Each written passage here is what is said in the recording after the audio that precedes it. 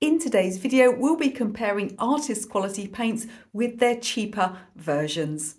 Welcome back to my channel. If you are new here, my name is Michelle, and on this channel we do all things watercolor, as well as drawing tutorials, a little bit of mixed media, watercolor pencils, even some motivation for artists too. Please do consider subscribing. Unlike many channels on YouTube, we are fully CAD approved. So when I posted this video idea, I don't know if it was on YouTube community or in my Facebook group, and I said, well, I'm going to compare, cheap paints with artist quality paints and see what the difference is. And somebody said, oh, well, Michelle, we know what the difference is. And of course you do. You know that the artist quality are going to be so much better. But there's a lot more to the conversation than that. I'm going to give you some color mixing tips. We're going to look at each of these colors and see what really the difference is between cheap paints and expensive paints. So first of all, let me show you the paints that I'm going to be using in this tutorial. So let's look first at the paints I'm going to use and the ones I'm going to contrast them with. Now, to be clear, this is not a review of these paints, nor is it meant to, say bad things about the company that makes them. They are a very low price paint. They have their place in the world. No doubt if you have grandchildren who want to paint with watercolors and, they just have zero control over how much of your Daniel Smith paint they squeeze out, then paints such as this are very useful. So these were £5. I don't know how much that is in dollars, maybe just under $4. So you can imagine that each one of these tubes costs about 50 pence, maybe 30 cents. Now, the reason I chose these particular ones was because unlike many cheaper paints, they actually have kind of pigment names on many of them. So we have, lemon yellow, yellow ochre, cerulean blue, paints that we would recognize. So it's fairly easy for me in most cases to pick a similar color from a higher end brand and to contrast those. So we're going to swatch them. We're going to swatch the more expensive ones. I'm going to be using Jackman's watercolors for this. They're made in the UK and they're a brand that I work with and I have my own paint sets with, but we could be using anything from Daniel Smith to Winsor & Newton, any of the higher end brands, just to compare. We'll also talk about what these colors are useful for and what sort of colors you should have in a complete beginner's set if you're not buying that many paints. Now, the box that these came in, on the back, it doesn't give me any pigment information, nor does it give pigment information on the tubes, which is something I would expect with a cheaper brand, to be honest. It says high quality pigments, finest binders. Those are not words that legally have any meaning, and who knows, maybe I will be surprised. So let's swatch them and see. Now, I literally haven't opened these tubes yet or looked at them. And what we find when we take the lid off is that the tube is sealed. That's a very good sign, actually, because if tubes aren't sealed, then you can find that they dry out. However, if they've been sitting for a long while, we may find that some of the binder squeezes out first. And it's very likely that when I pierce the top of any of these tubes, I'm going to have a whole load of paint squirt out. Again, that's no indication of quality. That happens with most brands, to be honest. And they've got a little point here on the end of the tube where we can pierce them. I'm actually not going to use that because I don't like paint getting all over the inside of my lids. I'm going to use this embossing tool to pierce these with, and I've got a little dish to catch the contents. The first colour we're going to be looking at is lemon yellow. So I have my cheaper Crawford and Black paint here. Crawford and Black is just the brand name, the sort of the in-house name that they give to the paints that are sold in a store called The Works in the UK. And this one here is by Jackman. So I've picked a cadmium lemon here because I wasn't sure what sort of lemon yellow. This cheaper one definitely looks much greener. Now, you would expect that a lemon yellow would be on the cool end, on the green end of the spectrum. So let's swatch them. So here's my cheaper one. The first thing I'm noticing about this paint is it's very transparent, which is quite unusual for a cool yellow. Now, with cheaper paints, they can either be too weak and transparent, they can also be too chalky and come out more opaque. So let's compare it with the Jackman's one. And straight away we see a lot of difference. So the main difference I'm seeing here, because, this one isn't a bad colour, it's certainly greener than this other one. The main difference I'm seeing here is that it's much more transparent. So it suggests to me that it's got a lot of binders in it. And you can see the difference we're going to get here. If I water this one right down, we still have quite a lot of colour strength. But if we go similarly with the cheaper one, it almost disappears. Now, it is good that this set has a lemon in, so why is lemon yellow so important? Because I've actually come across people in my art classes and they've been working with a very limited palette and they've said to me, well, I don't own a lemon yellow, Michelle, I don't really like lemon. I prefer these warmer yellows. I think they look much more attractive. But the problem with that attitude is that if you don't have a cool yellow, so if you don't have a cool version of this primary colour, of which there are only 3, you're going to find that you've got a much more limited range of mixing. So in other words, if we mix a warm yellow with a blue, we're going to get warm greens. That means if you are, for instance, a landscape painter and you don't have a lemon yellow, you're only going to get warm greens.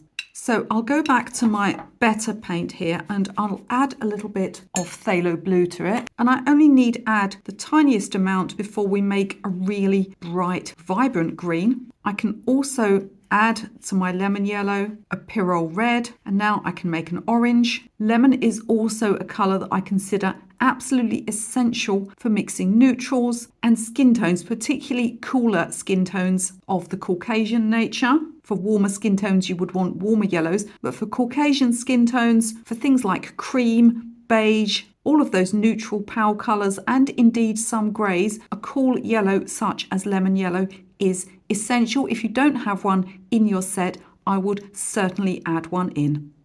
Carrying on with the yellows, we now have yellow ochre. So at first glance, these yellow ochres look very similar. The one on the left is the cheaper one and the one on the right is the Jackman's one. Now, what do we know about yellow ochre? Even in good brands, it's a slightly sort of semi-opaque, dull yellow. It's very warm, but it's very granular. It doesn't tend to be bright. It's very, very useful for landscape painting. And although it can be too bright on its own for things like beaches, it's easily adjusted. So let's swatch the cheaper one. Again, just on the palette, it's looking very transparent, which does actually surprise me because it's often the case with these cheaper colours that they tend to be more opaque, which suggests to me that it's got more of the sort of gum arabic type binders in than what they would call body colour, which is essentially white, which will make a colour more opaque. So they are at least trying to make a transparent colour. Let's swatch the Jackman's now. Let's put it here. Now, Jackman's ochres tend to be a little bit unusual in that they tend to be a bit brighter than most other high-end brands, which is neither right nor wrong. It's just the way that the manufacturer formulates it. Now, you'll see as we water this more expensive one down, we can see that we get granulation. If I add some phthalo blue to it, we'll get a more muted granular green. If we go more heavily into the yellow, we can make some very rich and muted greens. One of the things that's missing from this one here is the granulation that I would expect with a yellow ochre. Now, some people like granulation, some people do not. I like to have both transparent and granulating colours in my paint box. There are other warm yellows that are incredibly transparent, but for earthy tones and textures, yellow ochre is great. It's almost not worth me watering this one down because it's already so pale. At this point in the video, as always, can I ask you just to quickly press the like button, to press that thumbs up for me? It really helps the channel if you like, subscribe, share, or leave me a comment. It will help the algorithm to push my videos out to more people, enabling me to make more free videos for you. Not quite a yellow, but let's stay with the warm colours, and we're going to do orange next. So next we've got the orange. So this is the Crawford and Black orange. I'm actually going to compare it with this Jackman's Art Materials Cadmium Orange, and that's Pigment 20. Now don't worry about the fact that this is a pot of semi-dried paint. It won't make any difference in terms of comparing. If anything, I would pick up a little less, making it a little duller or a little more transparent. So let's try the orange first of all. It appears to be a nice bright colour. And again, it's quite weak and smeary, but it isn't a bad pigment in terms of colour. I'm getting the impression with these paints that rather than skimp so much on the quality of the pigment, they're actually putting less in the tubes. Let's swatch it against the Jackman's colour.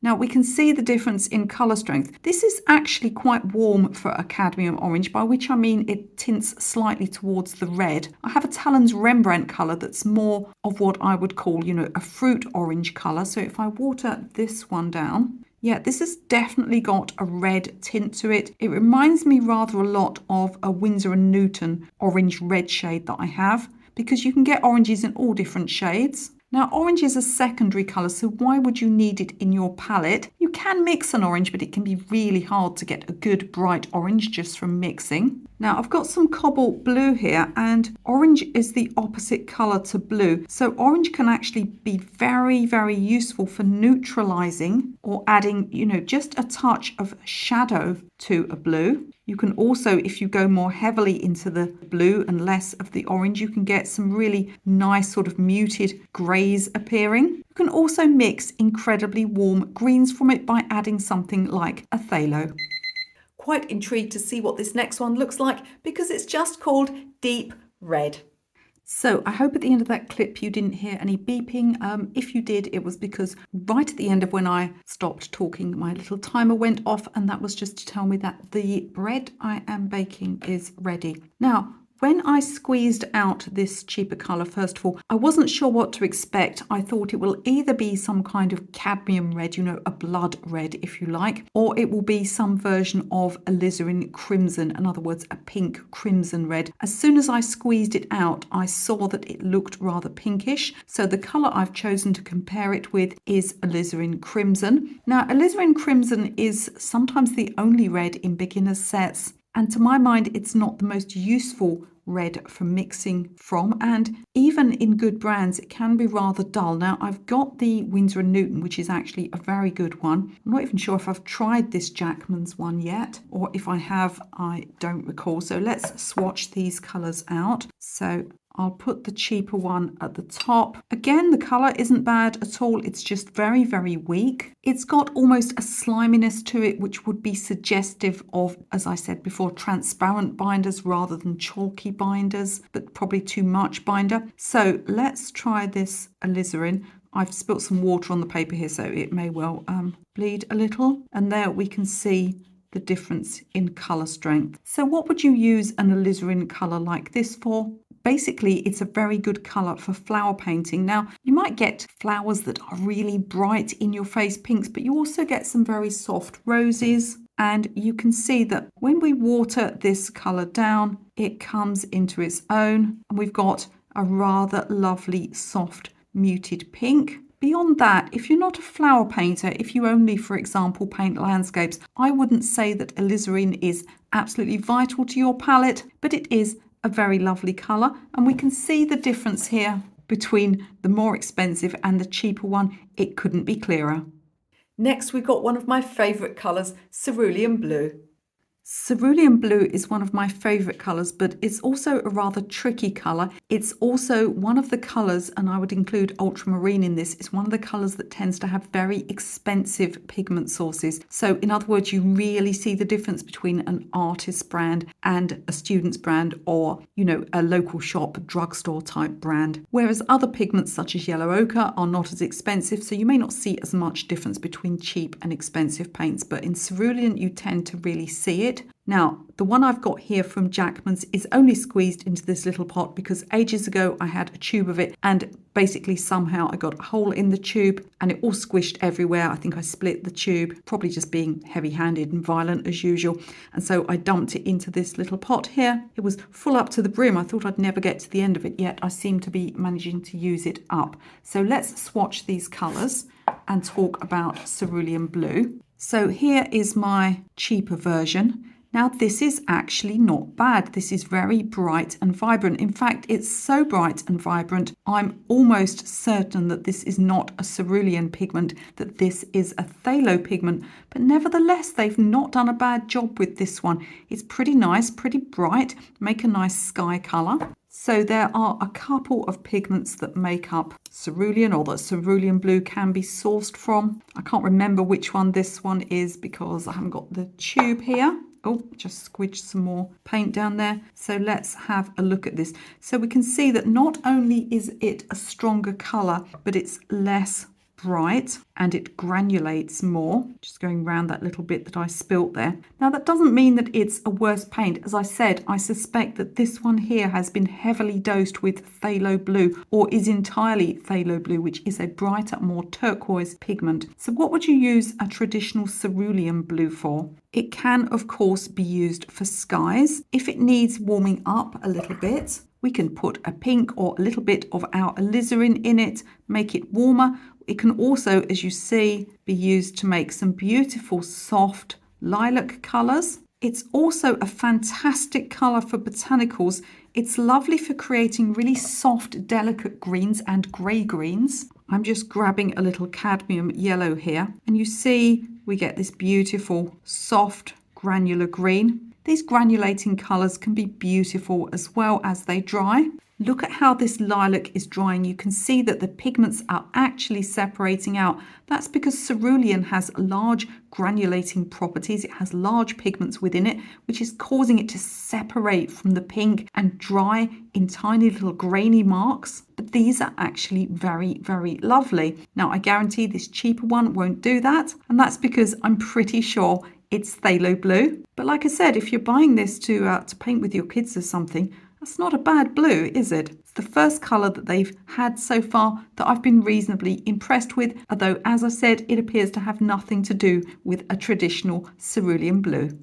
Possibly one of the most beautiful and expensive watercolours is, of course, Ultramarine Blue. So just for speed, I've added the ultramarine next to the cerulean, but they're not going to bleed together, so we won't worry about that. So here is the ultramarine in the cheaper brand. Well, look at that. This also looks, do you remember I said that ultramarine is an expensive pigment? This looks like it has nothing to do with ultramarine. This again looks like a version of phthalo blue. And we'll swatch it here. Goodness me, that is not an ultramarine. So it's a really nice pigment, but they're obviously using the word ultramarine here simply as sort of a colour indicator, although is it really? Because this, I guarantee, if you took this to a laboratory, maybe it's got 5% ultramarine in, but I guarantee you this is not ultramarine blue. This is phthalo blue. Why have they done that? Because ultramarine is very expensive to buy as a pigment. So let's contrast it with the Jackman's ultramarine. Now, ultramarine is a warm blue, by which I mean it tends towards the purple. Phthalo blue is, generally speaking, a cool blue. In other words, it tends towards turquoise. You can see that here. So here is my ultramarine blue, and the difference couldn't be clearer. As I said, they've ended up in this set with some nice bright blues, but they really aren't ultramarine and they aren't cerulean. If I bring the previous swatch across, where we have the cerulean, it's pretty much the same pigment. They've just got a different strength to it. As I said, they may have put, 5% cerulean or 5% ultramarine in, but you can see the difference here. It's not the same colour at all. Let's water this down. So what we use ultramarine for, it's great for making strong purples. It's a heavily granular colour. It can be used in skies as long as you have a very light touch with it. I also love it for making very natural looking greens. So if I add a little yellow to it, what you'll see is we get a nice green, but it's rather on the muted side. And that's because ultramarine just has a touch of warmth to it, a touch of red in it, which is going to neutralize the green slightly. That's not always a bad thing. You don't want every green in your landscape to be in your face and day glow. So ultramarine is fabulous for purples and soft, natural looking greens. Next we have violet. So this is the first one that I'm not going to compare with Jackman's watercolours, and that's simply because I can't seem to find a violet from them. I've got an ultramarine violet, but that's a lighter colour. So we'll compare this one with some Talens Rembrandt permanent blue violet, because that's the one that I've got that would be closest to a traditional violet. Now we can see the cheaper one here looks a lot more purple, and that's unusual. I would expect a strong violet to look almost black when it's squeezed out of the tube. It should be quite a transparent pigment. So let's swatch the cheaper one first. Again, it's looking quite weak and transparent. And this looks a lot more to me like a cobalt violet, which is a paler, more opaque colour. Although this one is quite transparent, we can see it's not really a good strong purple, but it's not bad as a soft lilac. So let's look at the permanent blue violet now. And we can see we have a much stronger colour. So what would you use a purple for in your painting? Now for years I didn't have any secondary colours, I didn't have a ready-made purple, and then I was at a flower painting course and my tutor squeezed a little bit of, I think it might have been a Winsor & Newton permanent blue violet out onto my palette, and literally this tiny little bit of pigment, it packed such a punch that it stayed on my palette for years, and I really did use it more than I was expecting to. Of course it's fabulous for flower painting. There are all sorts of flowers that are this colour. But I actually find that when I'm painting landscapes, if I've got a green that's rather bright, a tiny touch of purple or pink will just neutralise that colour. You see how it immediately dulls that green down. A purple on your palette can be really, really useful. Another secondary colour, we have Sap Green. So let's look now at another secondary colour, a Sap Green. And notice that more of this colour is getting on my hands than is getting on the paper. So Sap Green is a colour that varies from brand to brand. This one's looking very blue. In other words, it looks like quite a cool green, and they tend to be quite bright and have a hint of yellow to them. Sap Green is one of the more useful colours that you can get for flower and landscape painting. So let's swatch this cheaper one. Now again, this looks to me to be very heavy on the phthalo pigments, but it's not altogether an unusable colour if you're painting landscapes. A colour like this might sometimes be labelled emerald or viridian, although most of them are not true viridians. I'm going to try some Sap Green now from Jackman's, and we see that not only is it stronger and richer, but it's a much yellower colour. It almost seems that this cheaper set has been designed taking colour names of commonly used colours in beginners sets and yet mixing them from entirely different pigments. So as I said, it's not a bad colour, but it's not really a sap green. And although a sap green is a mixed pigment, by which I mean each manufacturer has a different version, they do all tend to be bright and yellow based. This one here is very blue indeed. Let's go on to the neutrals next, and we have Burnt Sienna. So burnt sienna is a very warm reddish brown, not quite as warm as the oxides, but still a warm brown. So let's try the cheaper one here. And you can see that this one already looks like it's lighter than the other one. Again, it's quite transparent. It looks a bit more like a raw umber or a Mars brown with a touch of warmth in it. So let's try the Jackman's one now. This one I actually included in my own beginner's set of split primaries because I really love this colour. I think it's very versatile indeed. So let's place it here. So you can see it's much warmer, it's much richer. What would we use a colour like this for? It's invaluable if you're painting gardens because it's fantastic for all sorts of ceramic pots, that type of natural reddish brown, crockery, and pots that you find in the garden. You can also cool this down so you can make it less red by simply adding a touch of ultramarine, and we get something that looks a bit more like a burnt umber, which is the colour we're actually going to try next. Another useful brown, it's burnt umber. So both of these chews were new. I'm not sure I've tried the Jackman's burnt umber before. Burnt umber is also a warm brown, but it's more of a chocolate brown than a red brown. So let's try the cheaper one first. This is an interesting colour actually. It's quite transparent. I don't hate it, although it is looking more of a weaker brown, more like something like a Mars brown. Very similar to the previous one, just with less yellow in.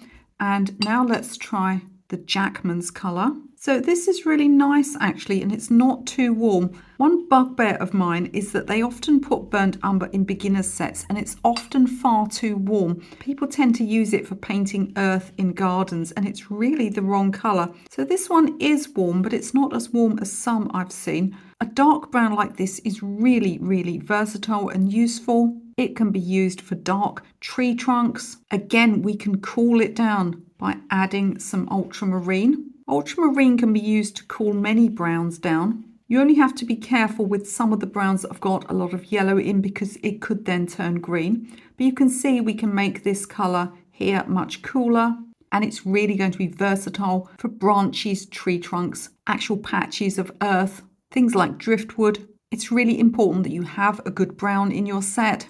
It's not very effective to mix your own. A controversial colour for watercolour painting, let's look at black. So I've squeezed out some black paint here. I've got the cheaper one here, and here I've got some Jackman's Oxide Black. Now, there are several pigments that can be used to create black paint, so some of them are much darker than others, so this may not be a one-on-one comparison. Let's try the cheaper one first.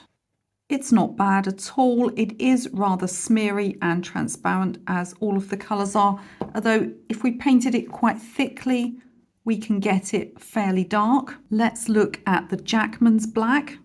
Now, straight away, it looks to me a little more black and a little less brownish, and we can put it on quite strongly here. In fact, as the cheaper one dries, we are getting some brown pigments appearing in it. This one is stronger and colder. Now, some watercolorists won't use black paint at all. I'm not one of them, although I use it very little. When might black paint be useful? Now, if you're a flower painter or if you only paint landscapes, I could say that you can get away with never using a black at all. Most of the darks that we see are actually coloured. The person I feel that really needs a black in their palette is an animal artist, so it can be really good for fur and for the centres of animal eyes. Many people will use Payne's Grey as a replacement, but to my mind, there are just one or two times when you do need a black. If you look at a zebra, for example, or indeed the centre of a poppy, and there I'm contradicting myself just a little bit on the flower painting, although I still think you could replace that colour with a Payne's Grey, but there are one or two instances in nature when you do get black, and there is black in a lot of animal fur, although it can be more brownish and more blue based. Another person that may need a black in their palette is someone who paints cityscapes. So if you're painting something that's actually physically been painted black, like a lamppost or a park bench, then you may actually find that black is the best colour for you. Black should never ever be used to darken your other colours or for mixes really, because it can dull everything down. It should be used in moderation. Next up, another controversial colour when it comes to watercolour painting, that would be white. And before you all jump into the comments and tell me that black and white aren't colours, yes, thank you, I know. Nevertheless, a little bit of white paint can come in handy just occasionally. So let's talk about white paint. There are two types of white paint you may find in your watercolour set.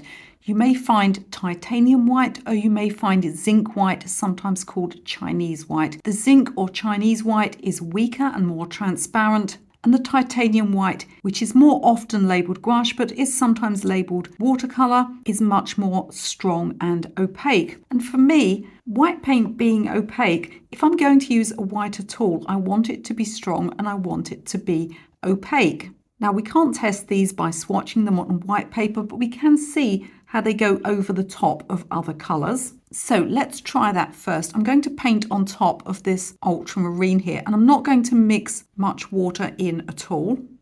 So there's my first one, and here is my higher quality one. Now, straight away, you can see the difference. So when would we use white paint, and should we use it at all? Because generally in traditional watercolour painting, the white of the paper is left as white. But people that make the argument that it's not traditional to use white paint, they really don't understand where watercolour came from, because Turner used white paint in his paintings. It's sometimes called body colour. Now, to be clear, I often go through entire watercolour paintings without ever going anywhere near white paint, and I would certainly never go on the top of a watercolour painting and touch out the white highlights with white paint. It just looks like you're using some kind of typewriter correction fluid. White paint being more opaque will shine less, and therefore those marks will be really noticeable. But that's not to say it doesn't have a place in watercolour painting. It can be used for many things. We can take a slightly transparent colour, make it more opaque. We can then use it on top of other colours in quite a subtle way. There are also times when actually it's very hard to mix the colour you want from watercolour paint alone. Where I live in Suffolk in the UK, we have pink houses. They're quite traditional and they're very, very opaque looking. And Although you can get the colour right with watercolour, you just don't get that thick opacity that really looks like that pink paint unless you mix some white in. There are other occasions when white is really, really useful. I love to splatter with it on beach paintings. It's so subtle, it just looks like little pebbles. I've got a video all about when you should use white paint in watercolour painting and how you should use it. I'll link to that video at the end of this one. Do let me know in the comments what you found most useful about this video. And before you leave this video, don't forget to have a look in the YouTube video description. That's going to tell you any videos that I spoke about in this video, any materials that I used. It's also got some free stuff down there for you. You can download some free PDFs. There's even a free course that you can take. And if you enjoyed this watercolor painting video, I think you're going to enjoy one of my most popular videos. You can watch that one right now.